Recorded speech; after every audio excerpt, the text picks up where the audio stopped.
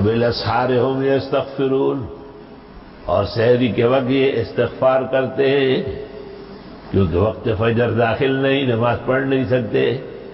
رات کے نظام اعمال 8 رکعت قیام اللیل اور 12 رکعت تہجد، اس کے اخیر میں وتر ہو چکے ہیں۔ یہ معمول ہے مسلمانوں کا 1400 سال سے کہ اچھے اور نیک عمل کے بعد دعا مانگتے ہیں۔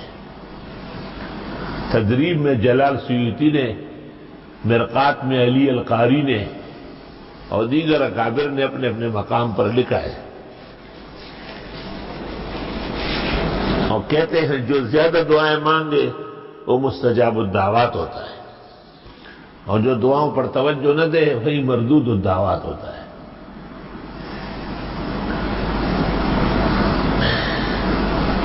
استغفار کے 3 فائدے ہیں نا، ایک تو عذاب ٹل جائے گا، دوسری خوشی بحال ہو جائے گی، اور تیسری تمام دعائیں قبول ہو جائے گی۔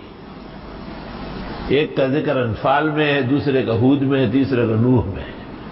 پیغمبر نبی کہا ہے جس نے استغفار کیا، ہمیشہ کیا اور لازماً کیا، تو جعل اللہ لہ من کل ضیق مخرجا، ہر تنگی سے اللہ اس کو نکلنے کا راستہ دے گا، ومن کل ہم فرجا، اور ہر پریشانی سے نجات، ورزقہ من حیث لا یحتسب، ایسا روزی دے گا کبھی سوچا بھی نہیں ہوگا۔